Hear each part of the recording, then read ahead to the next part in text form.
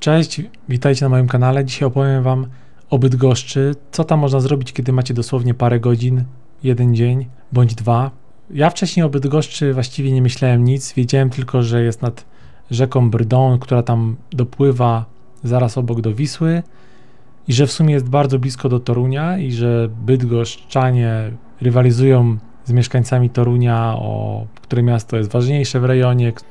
No i Bydgoszcz jest taka chyba patriotyczna, lokalna, mają przecież PESE i też jak miałem jakiś tam kontakt z ludźmi z Bydgoszczy, to wyraźnie od nich czuć taki lokalny patriotyzm, że będą kupować w firmach z Bydgoszczy, że nawzajem się polecają, że jeżeli wezmą jakiegoś wykonawcę bądź muszą coś zrobić, to wezmą swojego, wezmą tutaj z regionu. Taką czuć taki patriotyzm. Tam jest to bardzo odczuwalne i mi się to podoba. Jeszcze jak byłem parę lat temu w Bydgoszczy, to był 2012-2011, to wtedy Bydgoszcz mnie trochę przeraziła. Pomyślałem sobie, że jest to dosyć takie ponure miejsce i że nie chciałbym tam mieszkać i nie chcę tam jeździć w ogóle więcej.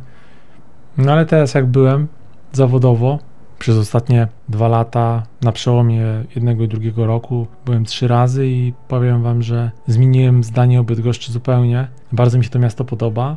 Jest bardzo tam czysto, jest ładne. Centrum miasta widać, że jest zadbane. Ale może to jest tylko Stare Miasto, czy tam centrum miasta, bo nie jeździłem za bardzo po Bydgoszczy. Spałem w ogóle na rogu ulicy Stary Port i Bernardyńska. Tam jest taki hotel w porządku. Może zrobię kiedyś o nim recenzję. Więc właściwie on był tuż przy miejscach tych takich najbardziej charakterystycznych, przy Brydzie, przy tym nabrzeżu charakterystycznym z mostem Jerzego Sulimy Kamińskiego i tą rzeźbą na linie, która trzyma taki drąg, taki pałąk, który przypomina kogoś, kto przechodzi przez rzekę. Jest w ogóle kilka właśnie takich rzeźb w mieście, które przypominają właśnie takich artystów, cyrkowców. Jeden jest jeszcze zauważyłem przy Wyspie Młyńskiej, właściwie 2. Podoba mi się to, takie smaczki miejskie, gdzie można coś odkryć. Ja właśnie się przeszedłem tym bulwarem, to się chyba nazywa Stary Port, ulica Stary Port. Ładnie się rozpoczął ten spacer. Wtedy jeszcze jest taki napis, tam Bydgoszcz. Widać też te spichrze, ładnie odremontowane, taka charakterystyczna pruska architektura. Później przeszliśmy przez most właśnie Jerzego Sulimy Kamińskiego. Akurat był jakiś tam muzyczny grajek i dalej prosto można iść przez ulicę Mostową, z tego co pamiętam, lub kawałek zboczyć i wejść na rynek, stary rynek przez ulicę Jatki. Ona jest chyba taka bardziej nowoczesna, ponieważ jest zadaszona.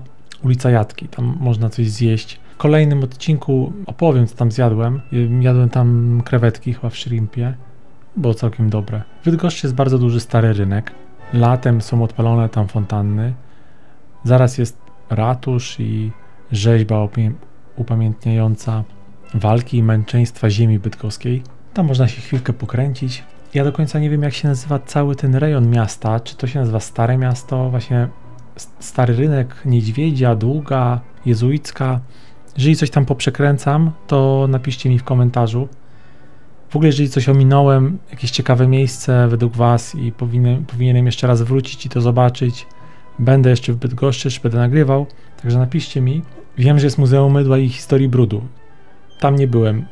Ze Starego Rynku poszedłem w kierunku katedry pod wezwaniem świętego Marcina i Mikołaja. Bardzo ładne i zadbane to miejsce, bardzo ładna katedra nad rzeką Brdą, także można sobie tam potem zejść od razu na Wyspę Młyńską. Podoba mi się ta architektura, taka pruska właśnie, tych budynków typu Europejskie Centrum Pieniądza, Galeria Sztuki, jakieś tam muzeum, okręgowe zbiory. Widać tam też taki chyba pozostałości, nie wiem, czy to działa taka mała elektrownia wodna. No ale co najbardziej zrobiło na mnie wrażenie, to ta Wyspa Młyńska. Także to jest coś wspaniałego. Tam można spędzić pół dnia, bo jest tam taki skwer, na którym można się położyć, można się tam zrelaksować czy pograć w piłkę, ale zauważyłem, że to jest chyba coś nowego, bo wyczytałem, że w ogóle historycznie to ta Wyspa Młyńska to już od dawien dawna była punktem, takim ośrodkiem handlu zboża i drewna i Prusacy wybudowali tam te młyny w XIX wieku. Znaczy wybudował to jakiś Niemiec, później przejęło to państwo pruskie i to się nazywa młyny Rotera. Ten Roter to był niemiecki minister rolnictwa chyba wtedy, znaczy pruski minister rolnictwa. I co ciekawe, te młyny bardzo długo działały. One gdzieś tam chyba do lat 90. działały, potem to przestało funkcjonować. Ktoś prywatny to kupił i bardzo długo trwał remont. Chyba do 2022, dosłownie sprzed paru lat, zostało to otwarte na nowo. No i co tam teraz jest? Wystawy, miejsce takie kulturalne, jest tam restauracja, no i przede wszystkim przepięknie odrestaurowany budynek, który jest moim zdaniem jakąś taką architektoniczną pamiątką po okresie tych Prusaków. Właśnie w tym takim stylu. Ten styl ma swoją nazwę, to jest Szachulec. Miasto się postarało, bardzo ładnie to jest zrobione. Nie wiem, czy coś nie przekręciłem, kto to właściwie budował, remontował, ale zrobili to świetnie. Też zaraz obok właśnie tych młynów Rotera jest nabrzeże z tą rzeką Brdą i też to świetnie wygląda, są tam takie barki mieszkalne. Ten widok, ten kadr, to są bardzo ładne miejsca w Bydgoszczy, moim zdaniem piękne i takie, którymi Bydgoszcz powinna się chwalić. Tak samo widziałem, że jest tam remont opery, opera nowa jest w remoncie, chyba jest rozbudowywana z tego co widziałem. Byłem przez ostatnie właśnie 2 lata tam kilka razy, tam prace postępują, ale jeszcze chyba trochę daleko. No okolica piękna. Tam gdyby iść w drugą stronę, przejście po tym skwerze młynów Rotera i pójść właśnie w kierunku południowym, właśnie bardziej w kierunku tej ulicy Długiej, to tam właśnie jest Brda i kładka nad Brdą, taka fajna piesza, bardzo mi się ona spodobała. Jest tam też część takiego jeszcze niewyremontowanego miasta z kamienicami z dużym potencjałem, a gdzieś tam pomiędzy tymi budynkami jest taka szczelina ze schodami i znalazłem tam świetną herbaciarnię. Herbaciarnia kawiarnia Ołasi. Mam nadzieję, że jeżeli ktoś z Bydgoszczy mnie ogląda, mam nadzieję, że wspieracie i chodzicie do tej kawiarni, herbaciarni Ołasi, bo jest miejscem, no naprawdę w fajnym miejscu ma ten lokal i bardzo miła obsługa tam jest. Nie wiem, czy to była pani Asia. Bardzo miła obsługa.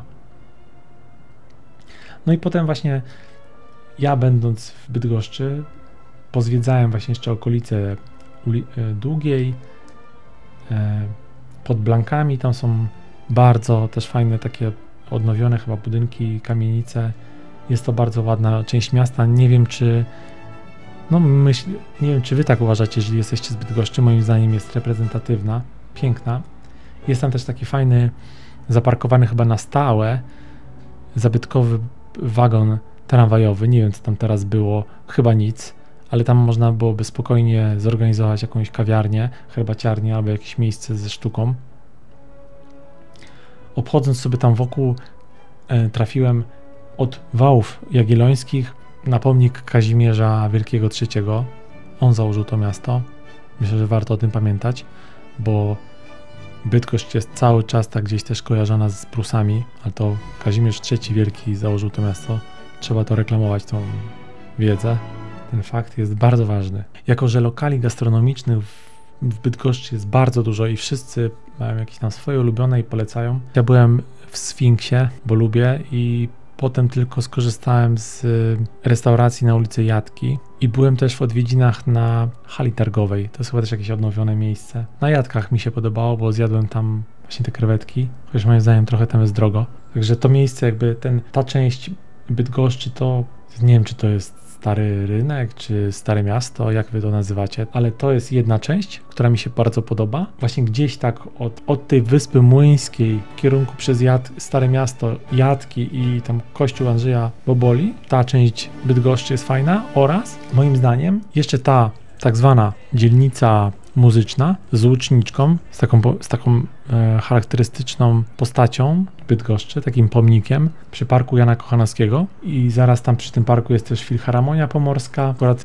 jednego razu jak tam byłem, to były obchody chyba rocznicy wejścia Polski do NATO i tam było bardzo dużo wojskowych, generałów właśnie w tej Filharmonii. Akurat widziałem też Teatr Macie Polski w remoncie, jeszcze był, jak byłem parę tygodni temu. Się chyba nie zmieniło. I z tego parku z Łuczniczką i Filharmonii myślę, że warto przejść ulicą Karola Libelta i Gimnazjalną dalej w kierunku parku Kazimierza Wielkiego, gdzie jest ta słynna, jeszcze nie widziałem, żeby była działająca, słynna fontanna Potop. Ona musi być naprawdę imponująca, kiedy jest tam woda, bo to jest właśnie inscenizacja i pokazanie tego biblijnego potopu. Bardzo fajne figury tam są i myślę, że z wodą na pewno robi to wrażenie. I w tym parku jest też bardzo ładny ten kościół pod wezwaniem Piotra i Pawła. I to jest chyba dzielnica muzyczna, dobrze mówię? I taki spacer pomiędzy tymi dwoma parkami, razem z Łuczniczką, razem z Filharmonią, razem z tym fontanną Potop, to myślę, że to jest drugi taki druga taka ładna część Bydgoszczy. Chociaż tuż zaraz obok jest jeszcze jedna rzecz, w której byłem. Jedno miejsce, jeszcze byłem w Bazylice pod wezwaniem świętego Wincentego.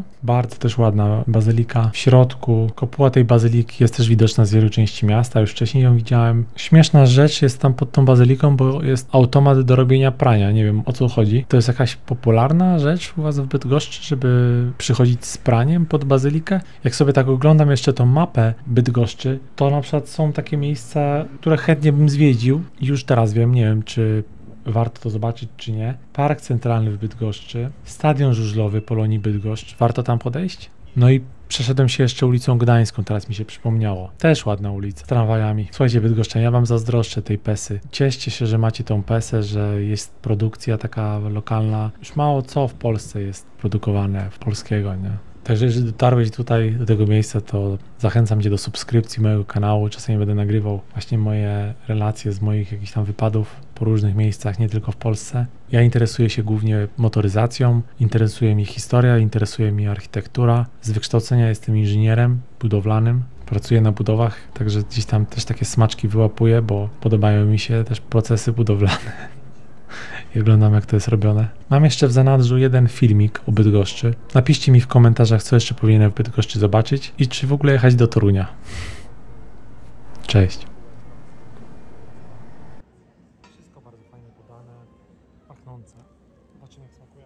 Teraz będzie próba smaku.